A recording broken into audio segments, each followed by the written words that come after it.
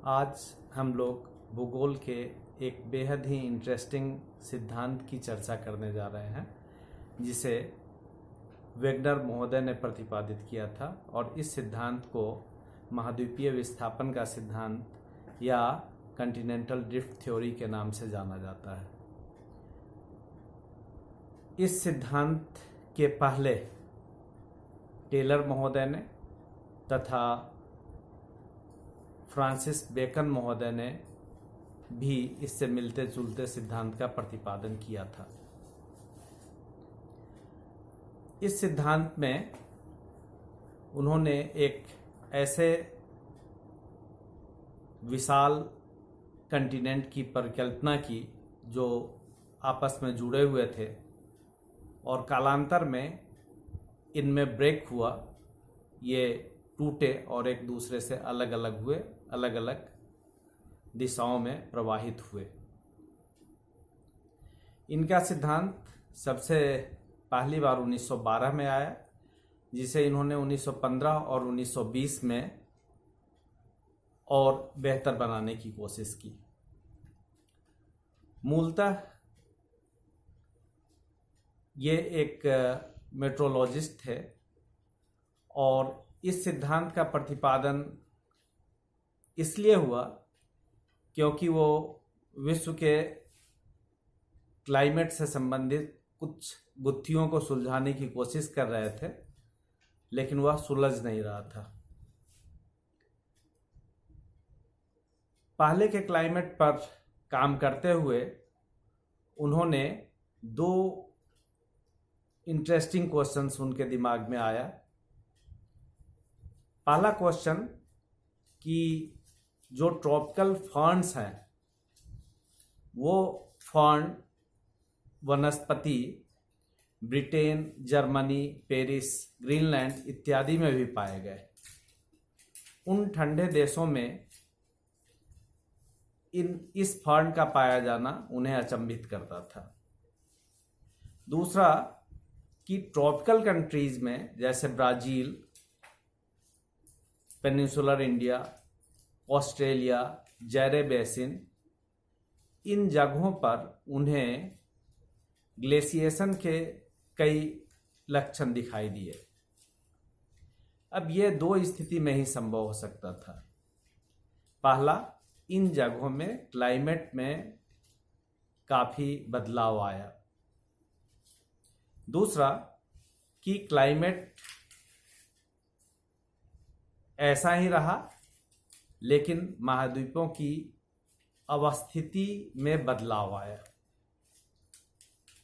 Climate में बदलाव की बात साबित नहीं की जा सकती थी, क्योंकि सूर्य से जो किरणें आती हैं उनका कोण हमेशा फिक्स है, उसमें कोई बदलाव नहीं आया है। तो इसलिए उन्होंने दूसरे पक्ष पर काम करना शुरू किया और वो था कि महाद्वीप अपनी जगह से विस्थापित हुए। अब इस सिद्धांत के प्रतिपादन में सवाल ये उठता है कि इतने बड़े कॉन्टिनेंट्स आखिरकार अपनी जगह से विस्थापित कैसे हुए और आखिर कौन सी ऐसी शक्तियां थी जिसने इतने विशालकाय भूखंडों को अपनी जगह से विस्थापित किया। इस संदर्भ में उन्होंने दो बलों की बात की। पहला बल, जिसे इन्होंने गुरुत्व बल कहा, और गुरुत्व बल और इसके साथ प्रवाह संबंधी बल की भी चर्चा की, जिसमें अलग अलग जगहों पे ग्रेविटेशनल फोर्सेज या गुरुत्व बल में अंतर होना बताया तथा जो प्लवनशीलता है उस प्लवनशीलता के कारण भी महाद्वीपों की अवस्थिति में बदलाव या महाद्वीप अपनी जगह से विस्थापित हुए। हालांकि ये दोनों बल अपोजिट डायरेक्शन में काम करते हैं, लेकिन इसे उन्होंने दूसरे ढंग से समझाने की कोशिश की। दूसरा जो बल इन्होंने बताया वो था ज्वारीय बल। ज्वारीय बल यानी कि वही बल जो कि ज्वार भाटा को उत्पन्न करता है, यानी सूर्य और चंद्रमा का गुरुत्वाकर्षण। पृथ्वी पश्चिम से पूर्व की ओर घूमती है और यह बल उसके विपरीत काम करता है और इस कारण से कंटिनेंट पश्चिम की ओर विस्थापित हुए। इसमें जो डायरेक्शन था या दिशा थी ड्रिफ्ट की, वो दो दिशाएं थी वेगनर महोदय के अनुसार। पहला इक्वेटर की तरफ, जिसका कारण था इक्वेटर पर बल्ज होने के कारण अधिक गुरुत्वाकर्षण का होना और इसके कारण हिमालय तथा आल्प्स जैसे पर्वतों की रचना हुई तथा पेनिनसुलर इंडिया और अफ्रीका एक दूसरे से विभाजित हुए। दूसरा जो बल जो कि टाइडल फोर्सेस के कारण हुआ, जिसके कारण पश्चिम की ओर खिसकाव हुआ महाद्वीपों का, उसमें नॉर्थ अमेरिका साउथ अमेरिका से अलग हुआ। एंडीज तथा रॉकीज पर्वतों की रचना हुई। अब इस सिद्धांत में है क्या, तो इस सिद्धांत को यदि हम देखें तो 3 चरणों में इसको डिस्कस कर सकते हैं। अलग अलग जियोलॉजिकल टाइम स्केल में अलग अलग घटनाएं हुई और एक विशालकाय पैंजिया टूटकर अलग अलग भागों में विभाजित किया, जो कि आज अलग अलग महादेशों के नाम से जाना जाता है। सबसे पहले 280 मिलियन वर्ष पूर्व की घटना है जब पैंजिया का जन्म हुआ। पैंजिया नाम इन्होंने दिया एक संयुक्त महाद्वीप की, जिसमें सभी कंटिनेंट्स जो वर्तमान में अलग अलग कंटिनेंट्स हैं, ये सभी कंटिनेंट्स आपस में जुड़े हुए थे। ये घटना है कार्बोनिफेरस पीरियड के अंत की तथा मध्य जुरैसिक की 280 मिलियन वर्ष पूर्व। दूसरी घटना घटी 150 मिलियन वर्ष पूर्व, जब लॉरेशिया और गोंडवाना लैंड टूटा और उनके बीच टेथिस सी बन गया। लॉरेशिया यानी कि उत्तर वाला भूभाग, गोंडवाना यानी दक्षिण वाला भूभाग। गोंडवाना यानी जैसे पेनिनसुलर इंडिया है, ऑस्ट्रेलिया है, अफ्रीका है, ये सारे गोंडवाना लैंड में थे। और लॉरेशिया में यूरोप, एशिया, नॉर्थ अमेरिका, ये सारे भूभाग थे। तीसरी घटना घटी 65 मिलियन वर्ष पूर्व, क्रिटेशियस के अंत में, और इसमें गोंडवाना लैंड भी पुनः टूटा और विभाजित हुआ। ऑस्ट्रेलिया अलग हो गया, अफ्रीका अलग हो गया और पेनिनसुलर इंडिया अलग हो गया। तो इस तरह से एक पैंजिया के टूटने से कई महादेशों की उत्पत्ति हुई और ये महादेश आज भी अपनी जगह पर स्थिर नहीं है, बल्कि अपनी जगह से विस्थापित हो रहे हैं। विस्थापित के बल के विषय में हम लोगों ने पहले ही जानकारी प्राप्त की।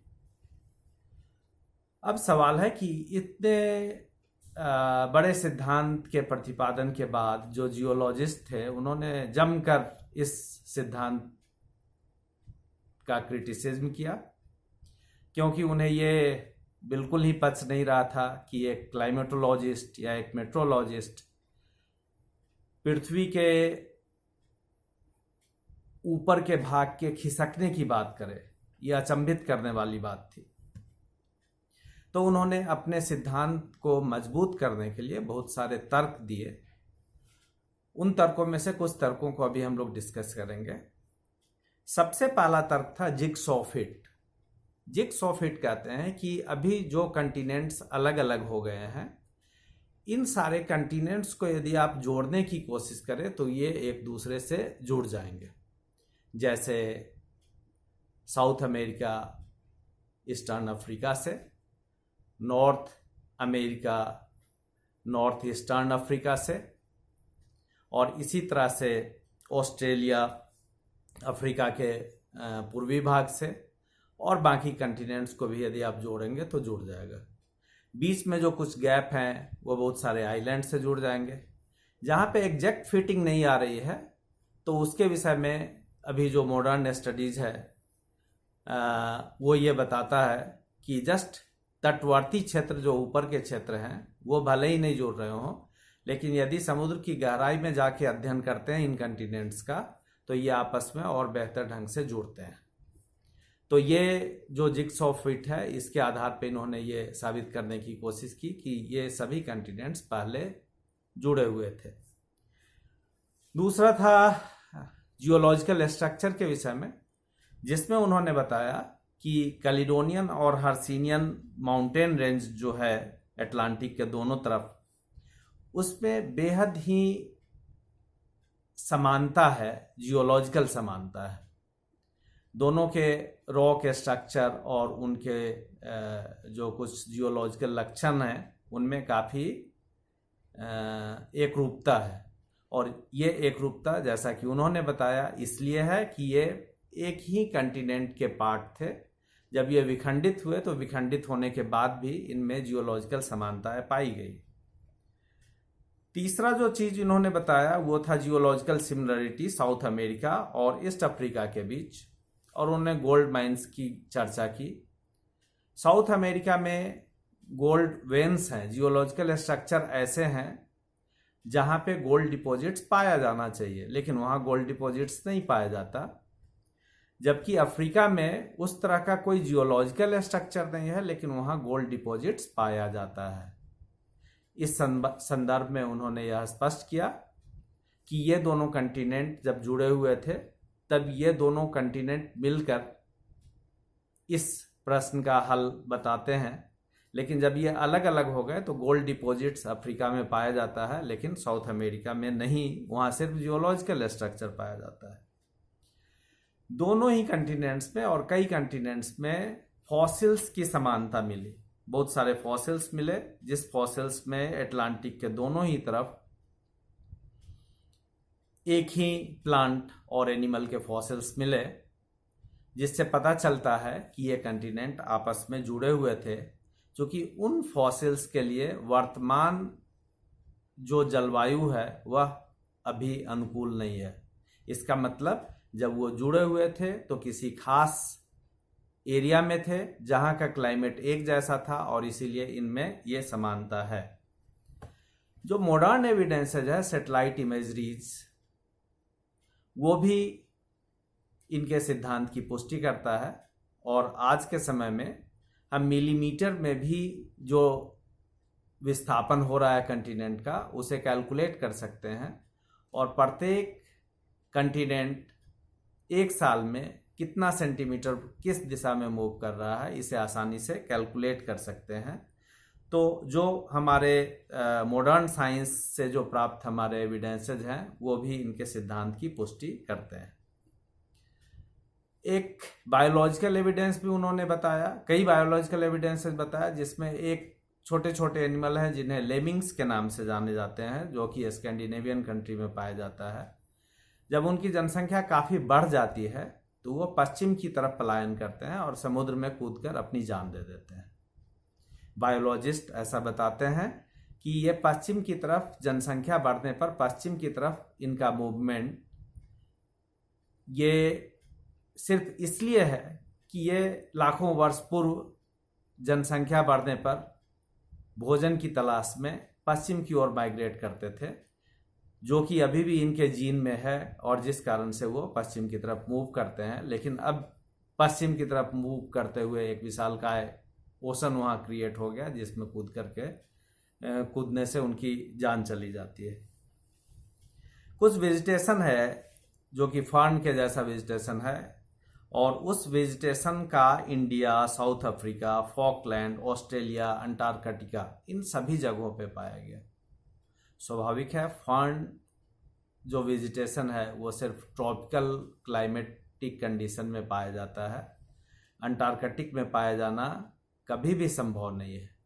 अब अंटार्कटिक में पाया गया तो इसका मतलब है कि अंटार्कटिक भी कभी ट्रॉपिकल एरिया में ही था, बाद में विस्थापित होकर के वो दूसरी तरफ पलायन किया। अगला जो एविडेंस उन्होंने दिया वो ग्लेशिएशन से रिलेटेड था।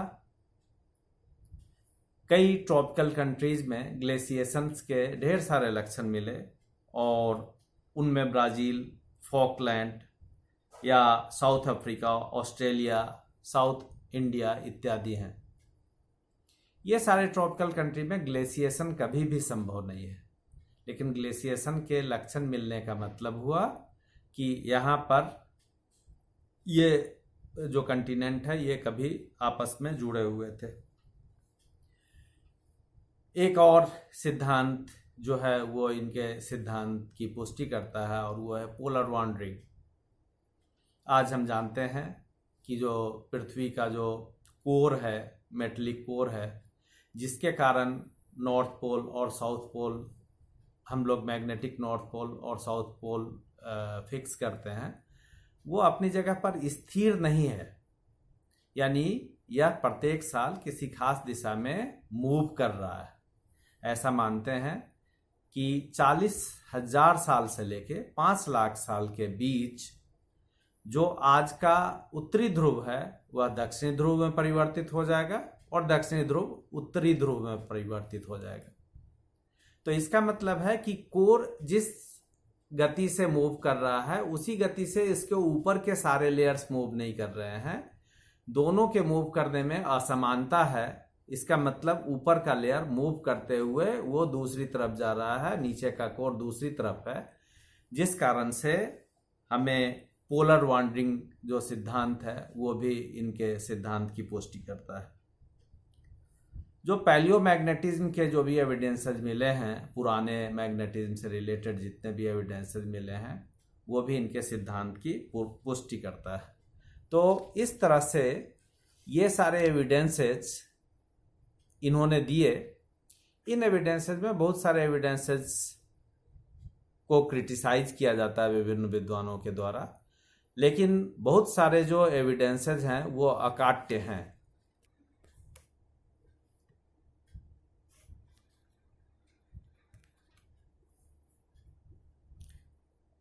इस सिद्धांत के प्रतिपादन के उपरांत पूरे विश्व में इस पर काफ़ी चर्चाएं चली और बहुत सारे क्रिटिसिज्म का भी सामना करना पड़ा। जो बहुत सारे क्रिटिसिज्म थे उनमें से एक क्रिटिसिज्म था प्रवाह बल के संदर्भ में, जिसमें वेगनर महोदय ने बताया कि सूर्य और चंद्रमा के गुरुत्वाकर्षण के कारण ये कंटिनेंट पश्चिम की तरफ खिसक रहे हैं। जो मॉडर्न साइंस है वो इस तथ्य को नहीं मानता और उनका कहना है कि पृथ्वी के अलग अलग कंटिनेंट को विस्थापित करने के लिए चंद्रमा का या सूर्य का जो गुरुत्वाकर्षण बल है वो बेहद ही कम है। वो किसी भी हालत में इतने बड़े भूखंडों को विस्थापित नहीं कर सकता। इतने बड़े भूखंड को विस्थापित करने के लिए कम से कम 90 बिलियन टाइम्स ज़्यादा फोर्स की आवश्यकता होगी। दूसरी बात जो इन्होंने बताई थी कि सीमा के ऊपर सियाल फ्लोट कर रहा है, तैर रहा है। इस संदर्भ में भी बहुत सारे विद्वानों ने इनके पक्ष में तर्क दिए, लेकिन बहुत सारे विद्वानों ने इसका क्रिटिसिज्म भी किया। तीसरी बात, इन्होंने प्रवाह की दिशा बताई कि पश्चिम की तरह प्रवाह की दिशा है, जिसका काफ़ी क्रिटिसिज्म किया गया। उल्ड्रिज एंड मॉर्गन ने अपनी किताब द आउटलाइन ऑफ ज्योग्राफी में तो यहाँ तक कहा कि इन्होंने एक निष्पक्ष वैज्ञानिक की तरह इस सिद्धांत का प्रतिपादन नहीं किया, बल्कि एक चालाक वकील की तरह इस सिद्धांत का प्रतिपादन किया और उन ऐसे सभी साक्ष्यों को बहुत बेहतर ढंग से इन्होंने पेश करने की कोशिश की जिससे इनका सिद्धांत बेहतर ढंग से प्रतिपादित हो। हालांकि वो सारे जो पक्ष रखे वो उतने सही नहीं थे। इस संदर्भ में क्रिटिसिज्म चाहे जो भी हो, जितने भी हों, कमियां हैं इनके सिद्धांत में। जो एविडेंसेस दिए वो पर्याप्त नहीं थे। साइंटिफिक स्टडी के द्वारा ये स्थापित वो नहीं कर पाए। लेकिन इसमें दो राय नहीं कि आज प्लेट विवर्तनिकी सिद्धांत, सैटेलाइट इमेजरीज इत्यादि ने इनके इस सिद्धांत की पुष्टि की है।